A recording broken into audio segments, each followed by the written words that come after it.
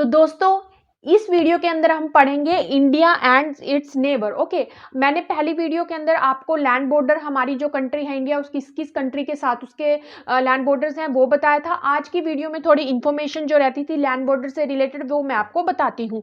तो पहला पॉइंट उसके अंदर क्या है कि देखिए कौन सी कंट्री, जो भी ये सातों कंट्रीज थी, पाकिस्तान, अफगानिस्तान, चाइना, भूटान, नेपाल और जो म्यांमार है, वो हम कैसे मतलब देखते हैं कि किस डायरेक्शन के अंदर वो है इंडिया के अंदर। तो उसके लिए आप थोड़ा सा ये देख लीजिए, यहाँ पे नॉर्थ होता है, south, east and west. So this is north, south, east and west. हम इनको नॉर्थ ईस्टर्न स्टेट बोलते हैं, सदर्न स्टेट्स बोलते हैं, सेंट्रल इंडिया है, ये नदरन इंडिया है, और इधर जो ये है नॉर्थ वेस्ट इंडिया हम इसको बोलते हैं। तो पाकिस्तान और अफगानिस्तान, पाकिस्तान एंड अफगानिस्तान जो है वो नॉर्थ वेस्टर्न पार्ट के अंदर इंडिया के पड़ता है, यानी पाकिस्तान एंड अफगानिस्तान कहाँ पड़ता है? नॉर्थ वेस्टर्न पार्ट में। ऐसे ही आपको याद रखना है कि इधर नॉर्थ है, इधर साउथ है, इधर ईस्ट है और वेस्ट है, ठीक है।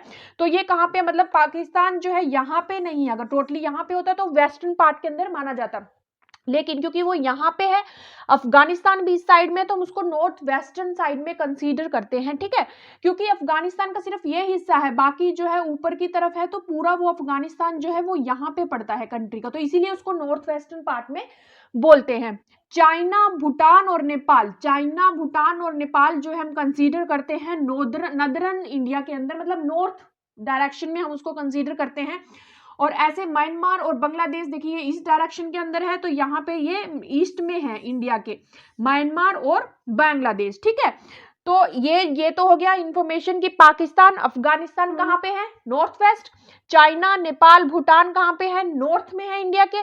और बांग्लादेश और म्यांमार जो है हमारे ईस्टर्न नेबर है, नॉर्थ ईस्टर्न और ईस्टर्न नेबर हम इसको बोलेंगे, ठीक है। अब एक छोटा सा इसके अंदर ये भी रहता है कि, ठीक है, तो दूसरा चीज आप देखिए इसके अंदर कि सबसे ज्यादा जो बॉर्डर है इंडिया का अंदर कितने किलोमीटर के अंदर, वो किस कंट्री के साथ है? बांग्लादेश के साथ है। मैंने आपको पहले भी बताया था, तो आप बांग्लादेश यहाँ पे लिख लीजिए।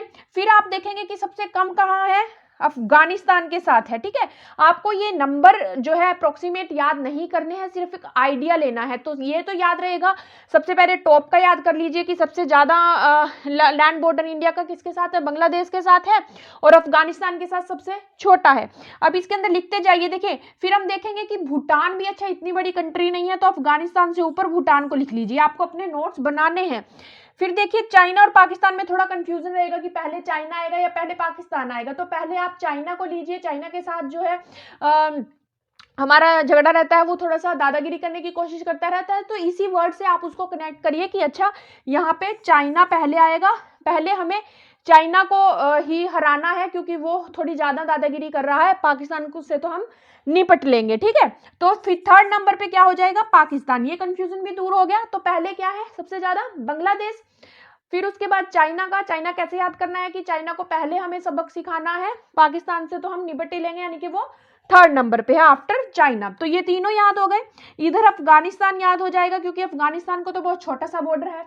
भूटान भी याद रहेगा कि थोड़ा सा ये भी छोटी कंट्री है, तो अफगानिस्तान से ये ऊपर आ जाएगी। बचे हमारे बीच में दो, नेपाल एंड म्यांमार, ठीक है। इसको आप देख लीजिए, थोड़ा याद कर लीजिए कि नेपाल जो है वो बीच में है, तो पहले आप इसको कंसीडर कर लीजिए कि अच्छा अगर मैप को हम देखते हैं तो पहले हमें नेपाल दिखेगा, तो हम नेपाल का नाम लिख देते हैं यहाँ पे, फिर हमारा म्यांमार आ जाएगा। तो इस तरह से एक स्टोरी क्रिएट करके मैंने इसको याद कर लिया। तो पहले कौन सी कंट्री है? बांग्लादेश। दूसरी चाइना, चाइना के साथ हमें चाइना को पहले हराना है। फिर पाकिस्तान, फिर उसके बाद हमारा नेपाल। नेपाल में जो है पहले दिखता है मैप में एज कंपेयर टू म्यांमार, तो फिर म्यांमार आ जाएगा 5वें नंबर पे। और भूटान छोटी कंट्री है, लेकिन वो अफगानिस्तान से थोड़ा ज्यादा बॉर्डर जो है लगता है उसका, और लास्ट में जो है अफगानिस्तान हो जाएगा। तो सारी कंट्रीज यहाँ पे याद हो जाएंगी। कितनी है? 3, 3, 6, 1, 7, यानी कि 7 की 7 हो गई। देखिए ये जो नंबर है ना, ये इतना याद करने का जरूरी नहीं होता है, लेकिन बस एक थोड़ा अप्रोक्सीमेट आइडिया हमें उसका होना चाहिए। तो दो चीजें यहाँ पे क्लियर हो गई कि कौन सी जो है डायरेक्शन में, यानी कि कहाँ पे वो हमारे मैप के अंदर जो कंट्रीज हैं, और कौन सी कंट्री कितनी बड़ी है। कितना बॉर्डर है मतलब इंडिया का, एक सीरियल वाइज हमें इसको याद कर लेते हैं, ताकि कोई भी अगर घुमा फिरा के कोई क्वेश्चन आ जाता है एग्जाम के अंदर तो हमें वो जो है उलझा ना पाए, हम उसका आंसर कर पाए।